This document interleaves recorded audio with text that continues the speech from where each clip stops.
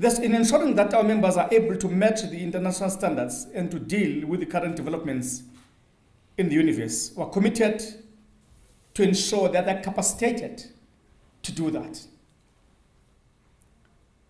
And we made a resolve that no matter what it takes, they shouldn't be cornered and be left alone in limbo.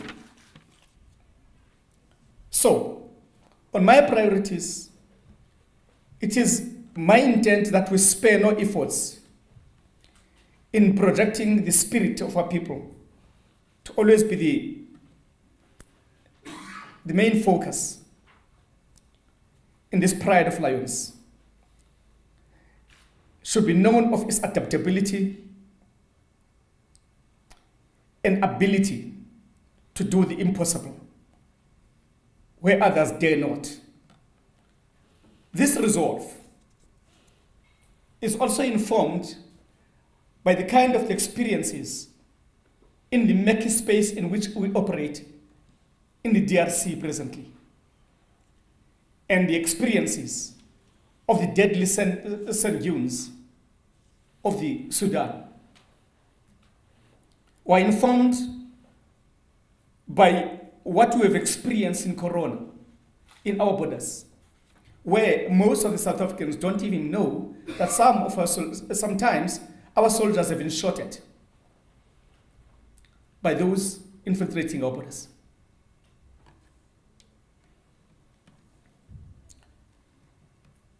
We intend to be very much hard-headed in how we address this. A number of programs are in place in terms of training as we fight to keep on what we've resolved to do. That training, as you fight, as you know, is influenced by a number of things. Amongst others, the availability of the equipment according to the staff tables, determined through scientific processes on how we intend to execute the constitutional mandate and take on the commitments of this country elsewhere. In 2015, the Defense Reviews clearly states the requirement for the development of the new roles and functions of the South African National Defense Force, an approach that epitomizes the concept of defense in democracy. We hope that this is understood to what it means.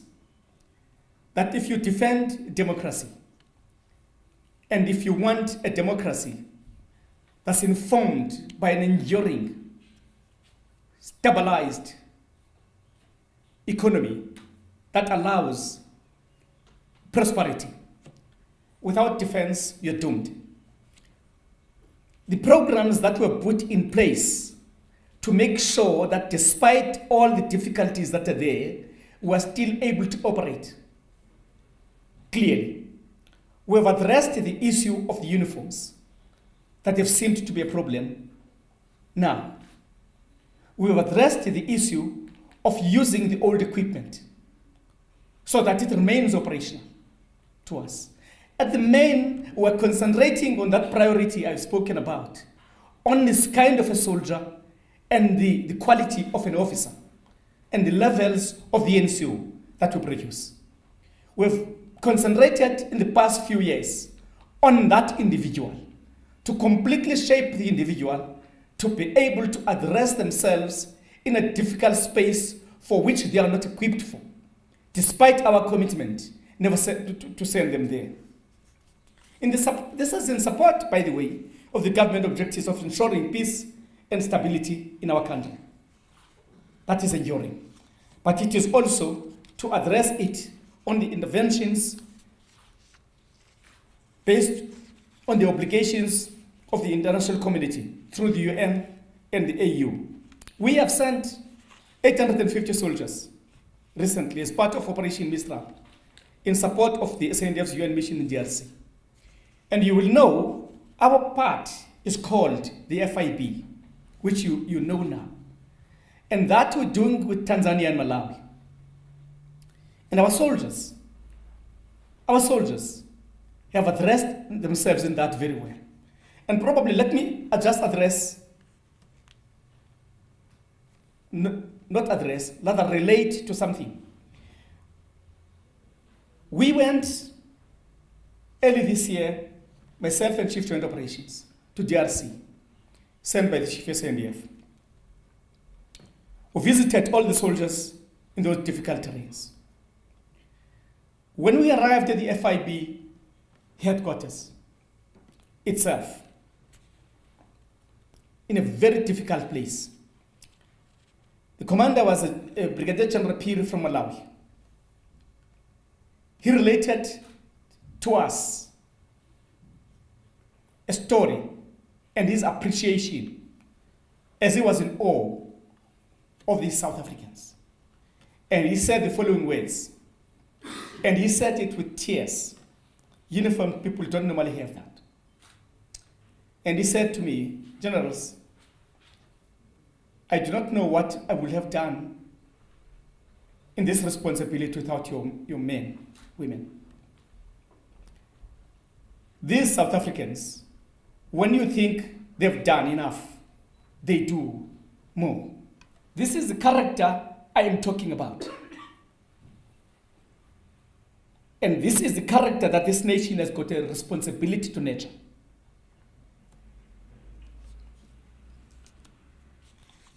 They are there, 850 of them.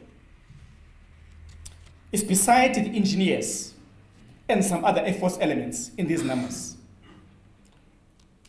We've also deployed 3,488 soldiers as part of Operation Corona in our borders. And we've registered various successes from recovering of stolen livestock, illegal weapons, and vehicles, apprehending undocumented persons, and crippling of smuggling, including the factories that are manufacturing kind of tobacco and foodstuffs and liquor, that's finding our untested, finding our way in its own borders. You've recently seen that our soldiers were part of stopping a vehicle that was full of gold recently. In keeping up with our mandate of ensuring that we're combat ready for all of these, a number of exercises have been conducted. We've done a CIRIC in preparation for the intervention force.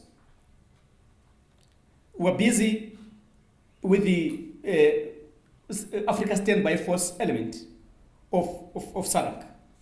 I've got my officers who have just arrived on a postponed one because of the Lesotho situation from Malawi, in discussions along those lines. Exercise in Ndlovu has just been recently executed. We've had exercise shared accord with the Americans. This is with intention to get good practices, to test our doctrines, to predict cooperation with others and be able to operate in that space. Ladies and gentlemen, it is my honor to inform you that the South African Army is doing its best in matching the international standards. And I therefore wish to inform you that the following equipment,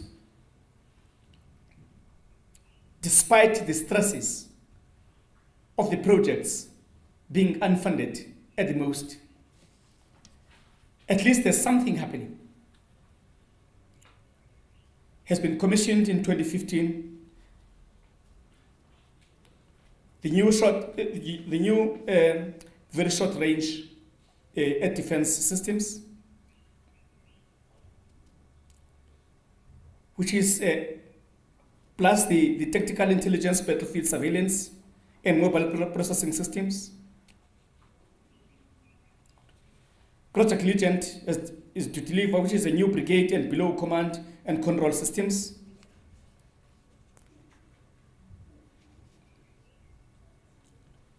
Delivery of the new artillery target acquisition and engagement systems. Some are planned to deliver quite soon. But what I want to talk to you about is not whether we've got something that at least there's an intervention. What I'm trying to talk to you about is that you can have them. Issue is, can you operate them? Can you get them on the move? That's what matters. And the budget is not talking to that right now. We've got some delays on some.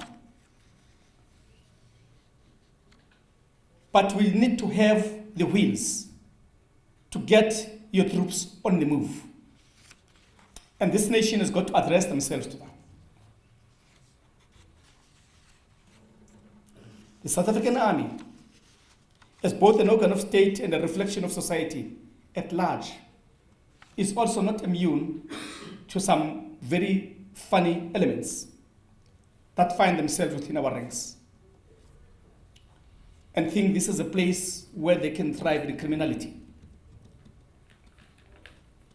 We've addressed that, and we're addressing it aggressively to make sure that those who try to be unwelcome pimples in our solid body are extricated out of our system.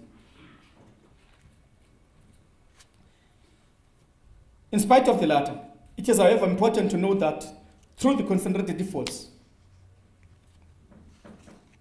of unit military security officers, strengthening of command elements, professionalization of commanders, and concentrating on patriotism, it looks like we're winning this game.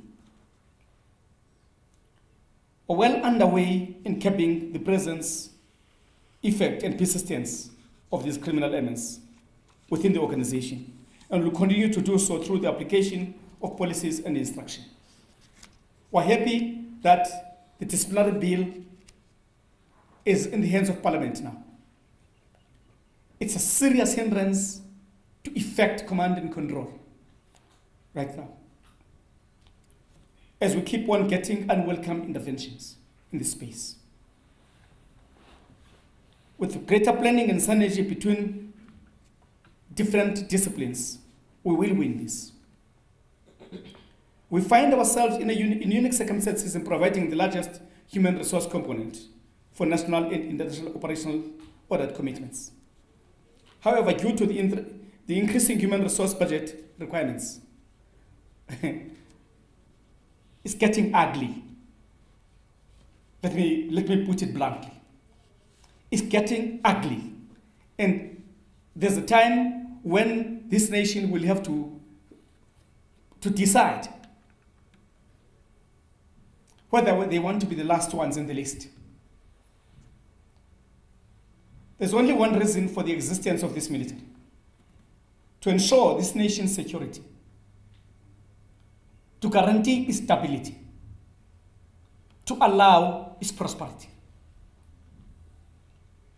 As we project force, we are allowing that space. We're allowing that maneuver space.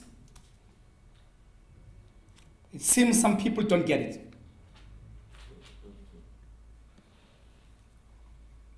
We've just been restricted by the National Treasury with an appropriated human resource budget ceiling for the financial year 2017-18, 18-19, 19-20. Despite the fact that our people have spoken on the defense review, and despite the fact that they have adopted the defense review as a policy, as a defense policy of this country. It's a fact, we soldiers don't talk. We're supposed to keep quiet. And some talk on our behalf. I'm talking now. Because the army is the one that's going to be criticized when we've got body bags.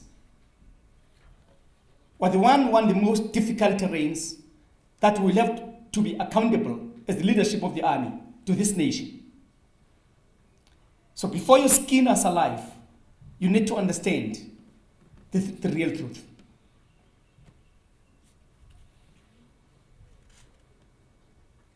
I've already told you about the initiatives we are taking within our own means to be able to address that.